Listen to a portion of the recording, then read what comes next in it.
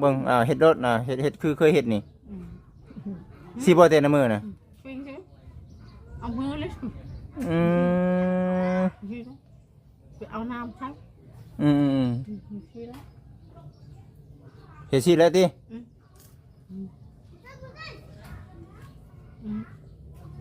โอ้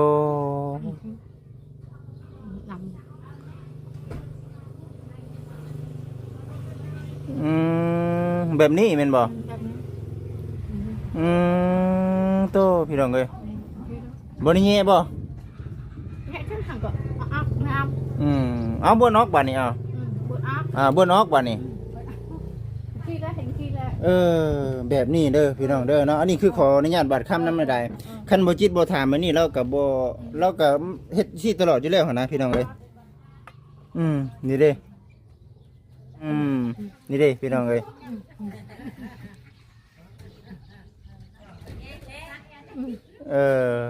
มื้อนี้สิบ่เอาทานแล้วบัดนี้ว่าเอาแปรงสีฟันยาสีฟันมาให้เราข้างในแล้วบัดนี้ว่า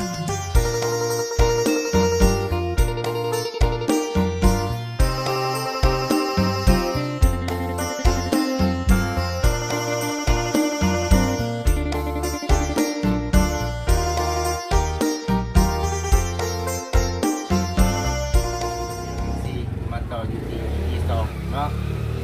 มื้อนี้เนาะบ่จิตเองก็คือว่าชื่อกันแปรงสีฟันกับยาสีฟันเนาะมาให้กับทางทำแม่เพิ่นและได้ยินทำแม่เพิ่นบอกว่าย่ำทานบ่แต่ละมื้อมีความคิดมีความเชื่อในใดจึงย่ำทานบ่มีแม่ฮุกแม่ฮุกแควเนื้อทงแควเอามีได้สิพันแล้วเฮาเอาอย่างอื่นบ่ได้บ่เอาเกลือได้บ่ได้บ่เกลือบ่ได้เจ็บแควกัดบ่ย่ำแรกเกลือใช้พูแล้วบ่ได้เกลือก็ย่ำแล้วเป็นแมงเป็นแมงแควให้เป็นแมงนี่ใครแมงหรือเป็นเจ็บเอาทานเอาปกติน่ะเป็นนึงเด้อปกติน่ะคือบ่จิตน่ะมักเอาเกลือเนาะแต่แม่น่ะคิดว่าเอาทานติเป็นก็ฮุกเกลือทุกคนฮุกบ่ได้คือแบบฮุกย่ำแล้วเจ็บย่ำแควก็เบิ่งเป็นนึงเด้อพี่น้องเด้อเนาะเป็นนึงที่สิให้แม่เพิ่นสาธิตให้เบิ่งเนาะอันนี้บ่แม่นว่าจังไดพี่น้องเนาะเพราะว่าคือทางแต่แม่เพิ่นนี่ทุกมื้อบ่แม่เจ้าต้องย่ำทานแม่นบ่เจ้าได้ใส่แม่ย่ำคือกันบ่บ่ได้ย่ำแล้วเขาหรือยาเลยเกี่ยวแต่ผู้ก็มีบ่ได้มีแล้วชื่อเอาโมกินโมให้เงินผู้ต้นวิชาให้นะจะให้เงินชื่อเอาเจ้าชื่อผู้ให้เจ้าซั่นบ่ซั่นอย่าบุญทาพี่น้องเอ้ยเนาะเดี๋ยวสิให้ทางแต่แม่เพิ่นลองสาธิตให้เบิ่งก่อนเนาะย่ำทานมีความเชื่อว่ามันสะอาดกว่าบ่แบบไรในความคิดคิดไปหน่อยแม่นบ่คิดไปคนเดียวโอ้พี่น้องเอ้ยเอาเนาะและ FC เนาะรู้สึกว่าในไรสันเนาะ FC เนาะคิดว่าจังได๋น่ะย่ำทานมีความเชื่อในใดเนาะลองเบิ่งแต่ละเทื่อเฮ็ดได้แต่ละเทื่อตื่นเช้ามาแม่นบ่มีบ่ทานน่ะลองเบิ่งเนาะจับเอาทานมาพี่น้องเอ้ยเนาะลองเบิ่งเฮ็ดรถเฮ็ดคือเคยเฮ็ดนี่สิบ่เต้นน้ำมือน่ะเป็นใช่เอามือเลย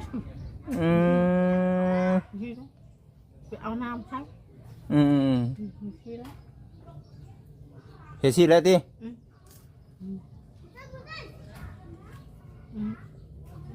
โอ้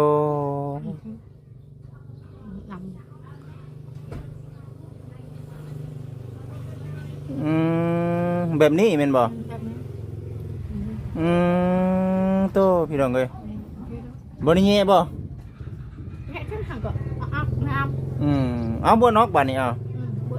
บ่นอกบัดนี้ขี้แล้วเห็นขี้แล้วแบบนี้เด้อพี่น้องเด้อเนาะอันนี้คือขออนุญาตบัดค่ำนำได้คันบ่จิตบ่ถามมื้อนี้เราก็เฮ็ดสิตลอดอยู่แล้วหั่นนะพี่น้องเอ้ยนี่เด้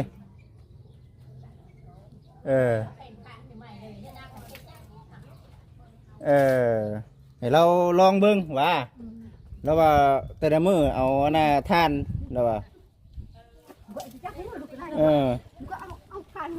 เอาทานเนาะแต่ละมื้อน่ะนี่เด้พี่น้องเอ้ย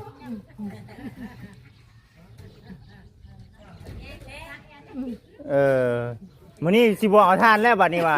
เอาแปรงสีฟันยาสีฟันมาให้เราข้างในแล้วบัดนี้ว่า อืม เรียบร้อยบัดนี้ติแต่ละมื้อเนาะ อืม พูดพี่น้องเอ้ยเนาะอืม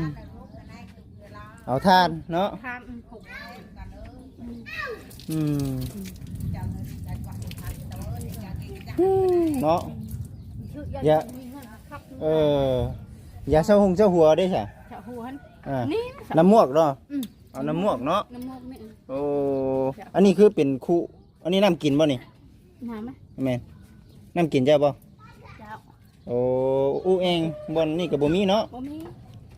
ขออนุญาตบัดคำน้ำหลายๆเด้อพี่น้องเด้อเนาะนี่เด้บนอยู่คู่กินแล้วเฮ้ยเนาะ บ่มี ผลกระชิตกอันนี้ได้ใส่เป็นบนนอนไผ่นี่เอา นอนนี่คนให้เรานอนที่ ฮะ เพื่อนกลัวตรงเหล่งนอนที่นอนทำนอนพื้นมุ้ง โอ้ ตุกเลย เพื่อนมันติงบ่ ตีให้ ติงแห้งแต่พากันลงนอนอยู่นี่นี่ ลงนอนนี่ เบิ่งดูอุ้ยพี่น้องเอ้ยเนาะขออนุญาตนำได้หลาย มันลงมาหัน สิลงเบิดแล้วอันนี้เนาะ ลงมาละ นี่บ่บนนอนฉาดเสื้อนี่บ่ ชัดเชื่อนี่แหละ ลงมานอนกันในตู้นี่เหรอ ลงมาละ เออ ลงนี่ผมนี่แหละถูกอยากปากมาเลย โอ้ ห่างนางไม้ใครที่ให้ถ้าไม่เชื่อได้นุ่งนี่เจ้าดูต้นเจ้าให้ผูโตผูช่องโต มีหางนั่งใหม่ว่าซั่น ห่างนางไม้เชียร์เจ้าให้ อันนี้เป็นอุปกรณ์หาเงิน หาเงินขึ้นไปเป็น พอยามเกี่ยวข้าว ไปเกี่ยว ไปเกี่ยวขึ้นไปเป็นอยากใหญ่นี่ บัดนี้ไปบ่ได้บัดนี้ ไปปีนี้บ่ได้ไปเลยปีนี้ เออ อยู่กับเพื่อนให้ละ อยู่ในตู้เนาะ อยู่ในตู้ให้ละ อืม ทุกอยากปากมองให้บ่ได้พรมช่องคืนเพื่อนหมู่ขึ้นไปตอนเพื่อนให้ โอ้ จะให้ผูโตผูโต โดยจะได้คำหนึ่งแต่บ่ได้คำ เออ ลงค เฮ้ยเนาะนี่ได้เป็นบนอยู่บนเสาเพิ่นเวลาฝนตกมานี่คือเราหนี ำบ่ได้ หนีเปียกบ่ เปียกแล้วนี่ โอ้ เปียกแล้วนี่เปียกพัดนี่ อืม ตีกันไหนนี่ โดย หัวบดนี่ หัวเนาะหัวเบิดคือการฝนตกไว้นี่ก็หัวได้นี่ หัวหมด เนาะ เห็นไรโอ้ขึ้นเสียน้ำตาขึ้นมันอ้ากเองน้ำตาล คือมันออกเอง ขึ้นเอามันงามบุกดูอยู่นี่แหละมันดอกมันละเหินเป็นน้ โอ้ ำปลูกขึ้นมาเลย ปวกก็ขึ้นเบิดแหละเนาะ ปลูกขึ้นมาเลย มันเพมันหักก็เฮ็ดบ่เป็น ให้ไปแว่นเลย บ่คือ คุณมีผู้ชาย คือมีผู้ชายได้เนาะ มึงยังเห็นได้โลเล่ๆเห็นแล้ว ไปแว่นเห็นไหนกินพดังเบือกหวักลงไปปุ๊บใจแล้วแบบยานปกปะยายนี่ครับคนนึงเขานึงไปยังไงก็เลยถึงจะยานเป็นไงเป็นไงเลยคือใหญ่ โดยสาวสู้ๆเด้อเป็นจังได๋บ้วนปากออกแล้ว ปกติแม่นบ่ ก็ได้ เฮ็ดแบบนี้ซุมื้อเนาะ คือมือ แบบนี้ซุมื้อได้พี่น้องเอ้ย คือมือ แม่ตู้ได้ซะเฮ็ดคือกันบ่ จะพุ่นนมคือพุ่นไทยคือกัน บ่มีแขวเลยเนาะนี่ แค่เราพุ่นยาพุ่นคันหกเนาะเท่าเราแบบเฮ้ยชุบไปใช่เราไปเท่าละ เท่าแล้วก็ฮุบเนาะสิเป็นหยังกันอยากฮุบมันแบบใส่น้ำมันเจ้าให้ได้ไหน หึ ใส่น้ำทังมันเจ้าให้ กระทังก็เขาเจ้าให้มันบ่ ให้เจ้าให้เจ้าเป็นผู้น้อยเอาใครจะยาอยู่นี่นะมีเงินใช้เอาจะเอาข้างชอบยักษ์ ให้เจ้าชายติ อยากจะกินข้าวเราให้เจ้าให้เอาตะกุน้อยนี่ใส่น้ำกินมัน ใช่ตะเกียงบ่นั่นก็ได้ เกียง ใช่อยู่บ่ปัจจุบันนี่ใช่อยู่บ่ปัจจุบันนี่บ่ได้ใช่บ่เดี๋ยวนี้ ใช่นู้นเราตกก่อน เวลาฝนตกน่ะใช่เนาะแม่นบ่น้ำมันเด้พี่น้องเอ้ยต้องใช้น้ำมันตะเกียงไฟป้าเล่นบ่สิเจ้า ปะเล่น เล่นเออ อันนี้แล้วเราคุณไฮเราคุณเก่าเราเอาตัวนี้ผูก เฮ็ดหยังน่ะเวลาเก่า เราเก่า ไม่ใหญ่เองนี่ ไม่ง่ายเนื้อเราไปเทิงก็เอาไม้ร้อนนี่ โอ้ ลงทีละ บ่ให้มันบาดบ่ให้มันนั่นจังไดเนาะ เราไก่ เก่าก็ยังยังเศร้าแล้วเอาไม่ในคุดรอด โอ้ หรือเอาอะไรกว่ายายเอาคอยเก่าคอยอะไรไปคอยเก่าก็ยังขันคอยเอาไม่ในคุดใครแน่หรือเปล่า โอ้ ไม่แล้วแหละนี่ โดยเอาซะเนาะคือสิประมาณนี้แหละ มื้อนี้ก็ผู้ใหญ่เพิ่นซื้อของมาให้แหละเพิ่นให้มาแจ้งข่าวดีในเรื่องน้ำเรื่องในเห็นเจ้าไปตักน้ำตักในเด้ จักนี่แหละ อาบน้ำอาบในใส่น้ำใส่ในมันจึงสะดวกสบายขึ้น แต่ว่าเรื่องเจ้าน้ำนำบ่จิตสิหามาเองเดี๋ยวสิให้ทั้งแม่นี่ลงไปเบิ่งว่าเจาะบังไดในความคิดจังว่าน่ะติไปสิไปลงไปเบิ่งก่อนไปมีตู้อยู่นี่แล้วบอกเราดูหา เราไปรอกนี่ บ่ยันเราคานไปบัดเอ้า กายเฮือนได้เนาะ เป็นลงทางใด ขั้นใดยังลงมาได้แม่นบ่ ไป พาลูกพาหลานไปบอนเจาะน้ำก่อนเด้ออยากเจาะบอนได้น้ำน่ะหึน้ำน่ะน้ำก๊อกน่ะสิเจาะอยู่ไส เราพูดจักกันน้ำกักยังแม่น้องทันได้เจาะละน้ำกักเจาะได้งับยังน้องน้ำแม่น้องนี่น้ำนี่เราพูดจักจังห่านเป็นภาษา โอ้ พูดจักนี่เลย บ่ค่อยฮู้จักเนาะ พูดจัก เอาเราบ่ฮู้จักก็ให้เจ้านี่แหละผู้ฮู้จัก จ้าอันไปเนาะจักอ้อน เนาะนี่แหละพี่น้องเอ้ยเนาะทางบ่จิตเองก็ได้ลงมาทางตารางก่อนฝนตกบ่เมื่อคืนนี่ตกบ่ตกบ่แห้งติเด้เฮือนเราพี่น้องเอ้ยนี่เด้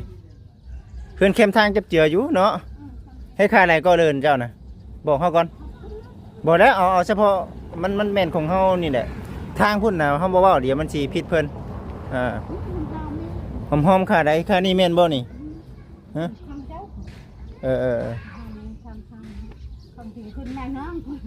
มาเบิ่งเดี๋ยวทางนี้ได้แม่นอยู่บ่นี่แม่นอยู่บ่นี่แม่นนี่เนาะตรงไหนเบิ่งดู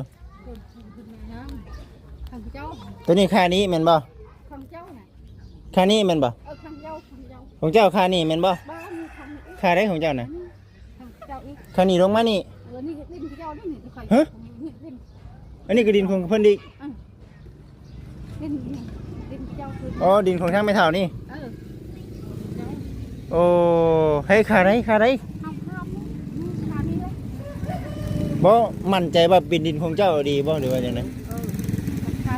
โอ้เดี๋ยวสิไปถามทั้งทพอเพิ่นก่อนเด้อเอาไปหนึ่งให้พอเลย ทั้งทพอพ่อเฮ้ยพ่อมาพี่เอิ้นทั้งทพอมาก่อนพี่น้องเอ้ยเนาะแมนโอ้แมนแมนขึ้นแล้วโอ้จำได้เนาะป้ายรถขึ้นสวรรค์ในเขตได้เนาะฉันเนาะพ่อสบายดีเด้อพ่อเด้อสบายดีเขาขึ้นว่าเริ่มแล้วโมเมนต์เนาะแม่นบ่เริ่มไม่เท่านี้เนาะแม่นบ่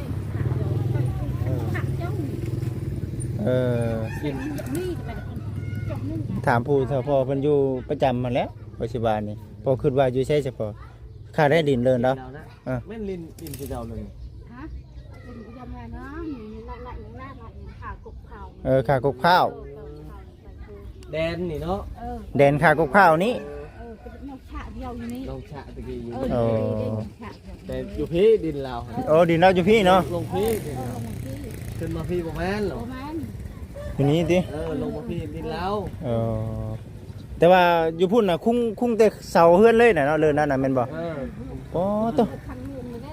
ทางลงเลยเด้โจเลยเนาะโจน้ำโจนี่บ่น้ำนะเนาะได้บ่แล้วเห็นได้ใช่เนาะมันบ่มีบนโจเด้นี่บัดมาพี่ได้ใช่พอค่าได้เดินเอาบัดนี่ถามผู้พ่อนำได้บ่ให้ค่าได้เอาเดินเจ้าน่ะฮะเบิ่งก่อนฮอดพี่บ่เขาต้อง ทางเจ้าเลย ห้ามยังเด้อนะเนาะ อะไรเนี่ยแม่ หาบสิน ไม่ไหวพุ่นหัดทิ้นนั่นหัดทิ้น ดินแล้วทอดพี่เรื่องดิน ได้เลือกเอาเลย นี่จะหัดยังจะทางช้าง บ่ ทางนักก็จะดิ้นเดี๋ยวเพิ่มยานนั้นยานรถลางเลย บ่เพื่อไว้ในอนาคตคือว่าหั่นแหละเพื่อไว้ซื้อสมมุติว่าเราเจาะอยู่หั่นเนาะสมมุติว่าเราเจาะอยู่เจบัดในอนาคตบัดเราจะปลูกเฮือนปลูกชานบัดตูดมานี่ได้น้อยนึงว่าซั่นน่ะนะ มองเลยก็ได้ เจาะน้ำหั่นบ่ อย่าเฮ็ดแบบนี้ยันมันไป ไกลทางพุ่นเนาะมันเป็นทางเฮาออกเด้เนาะ ทางรถเขาออกแล้วประมาณทุกการ จักทางเฮาแน่จักทางชาวบ้านแน่หั่นแหละ เร็วแล้ว ทางนี้ก็ทางชาวบ้านออกนะ เหมาะบ่เหมาะอยู่หั่นบ่หรือว่าอยู่นี่เฮาว่าอยู่หั่นแล้วเฮาว่าเนาะใช่แน่อยู่หั่นนี่ นี่เลยปลาโลดมองตีนเจ้าก็ได้เอาทางเอาเอา เนาะอันนี้เนี่ยเจรถโผยเจเลิ่นรถเนาะพอเนาะต้องเป็นตัวนี้รถบ่จิตว่าเนาะแม่นเอาอยู่นี่แหละ ลงคุณเลย เอาอยู่นี่แหละไล่อยู่ดอกไล่อยู่ดอกเนาะ มันก็ไกลเติบ ไกลเติบอยู่จากทางไกลอยู่นี่ละแปะสิ โอเคเนาะพอเนาะได้อยู่เนาะ อยู่ไปโกยต้องลงไปเนี่ย เฮ้ย ทำลูกเราอะไร ที่แบบบ้านช้างเอาอยู่ที่ไหนวะ ไม่เกินไป มันเป็นยัง ไล่อยู่ดอกเอาใกล้บ่เป็นหยังหั่นน่ะ เป็นยัง เป็นหยังดอกไก่หมู่ก็ยังทางอยู่ได้อยู่แต่น้ำนี่บ่ได้เบิดจักเทื่อได้เนาะน้ำอืม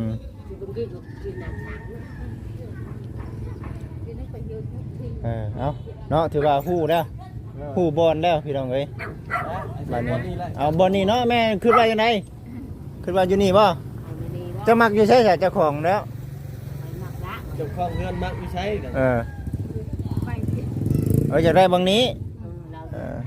วันนี้วันยันวันจ่อกับเจ้าของนี่โพด ยันบ่าวในอนาคตต่อไปบัดในอนาคตต่อไปเจ้าอยากได้เฮ็ดเฮือนเลยบาดนี่บังตัวหน้าเฮือนได้อยู่นี่ต่อไปหาเงินหาค่ำได้บัดว่าเฮ็ดเฮือนก่อนนะว่าซั่นเนาะอันนี้บนสุดได้นี่เนาะพ่อเนาะ บนชุดเลย อันนี้บนสุดเลยมีบรรยายนึงนี่ ในความคิดเฮาว่าสิเป็นอันนี้พอในอนาคตต่อไปบ่สร้างคนเฮาถึกเด็ก6โตหรือว่าได้เงินได้ค่ำบัดอยากเฮ็ดเฮือนบัดมันสิบ่บังหน้าเฮือนได้แถวนี้อยู่นี่เฮาว่าโอเคสำหรับเฮากับทางตะโพขึ้นเนาะพ่ออยู่นี่นะหัวนะ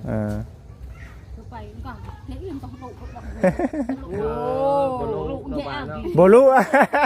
ย่านมันรู้บ่โอ้ยเนาะ แต่นั่นก็เจาะน้ำมันเจาะลูกมาแล้วอ่ะ พอแห้งนี่เนาะเจาะหลายย่านรู้ได้เนาะมันใกล้กันโพดว่าซั่นบ่เป็นหยังดอกเนาะ อันนั้นก็ยันถล่มคือเมืองไทยฮัน ฮะ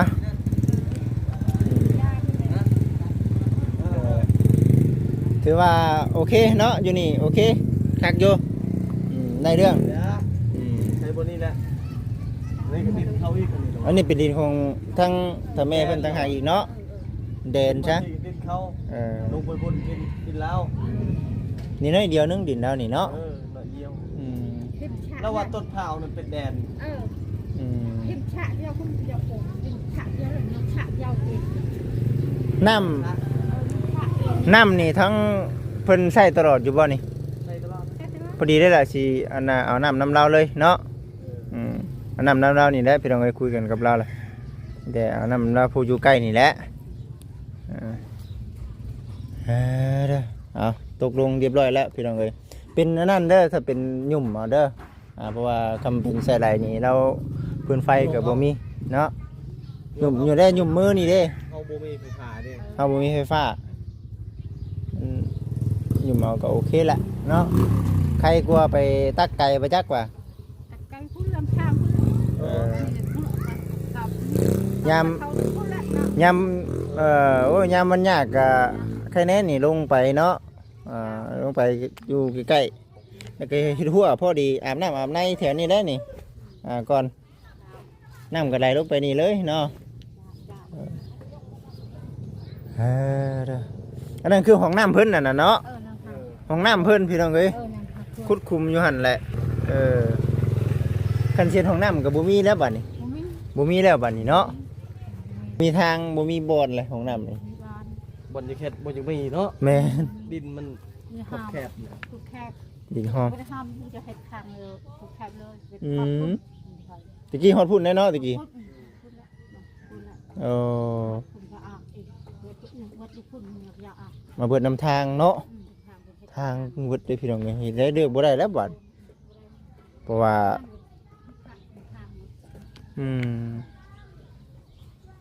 เฮ้ยเนาะนั่นแหละถือว่าได้คุยกันกับทางทำแม่เพิ่นโอเคได้เรื่องผู้ใดเดียวมีโอกาสสักมื้อคันว่าคุยกันกับทางช่างเจ้าน้ำเพิ่นแล้วเดี๋ยวเพิ่นก็สิมาเด้อฮะได้เรื่องแล้วพี่น้องเอ้ยคือสิประมาณนี้แหละเอาเนาะขอบคุญขอบคุณทางทำแม่เพิ่นแน่เนาะ ก็บอกทุกคน ที่เจ้านำเจ้านายให้เนาะดีใจป่ะ ดีใจ ได้ใส่เนาะ ดีใจ ได้ใส่ได้นำละลาย เอามีแต่เบิ่งแย่งทำแม่เพิ่นเด้อเนาะเข้าไปน้ำกันหั่นแหล้วเฮ็ดจังได๋ซั่นสู้ๆเนาะนี่แหละพี่น้องเอ้ยถือว่าดีใจนำดีใจนำเอาหากินข้าวกินน้ำเนาะเก็บเครื่องของไว้เนาะโอเคคนแรกพี่น้องเอ้ยพุ่นแรกเดี๋ยวสิไปกินข้าวอยู่เฮือนก่อนบ่จิตเองก็ได้ไม่ได้กินข้าวเที่ยงได้นี่ฮึบ4 โมงแล้วพี่น้องเอ้ย เดี๋ยวกินข้าวได้สิมื้อแล้วบ่จิตเองก็บ่ได้ไปใส่ต่อหรอกคุณถือว่าโอเคแหละพี่น้องเอ้ยสำหรับคลิปนี้ก็ได้จังไดก็ขอบคุณขอบคุณเนาะทางผู้รักผู้ใหญ่ที่ว่าอุดหนุนเนาะทางห้านบ่จิตเนาะแล้วก็ให้ทางบ่จิตเองเป็นสะพานบุญให้ขอบคุณขอบคุณทางแม่หลายๆเด้อแม่เด้อขอให้แม่แล้วก็ครอบครัวอยู่ดีมีแรงปราศจากโรคภัยไข้เจ็บทุกประการแม่เอ้ยรวมถึงผู้ใจดีผู้ใจบุญทุกท่านเนาะที่ว่าเบิ่งชมอยู่เนาะอันนี้ก็ถือว่าสุดๆแหละสำหรับทางครอบครัวทำแม่เพิ่นนี่ก็ได้เนาะอยู่ดีมีแห้งเด้อพี่น้องเด้อสบายดีพี่น้องเอ้ย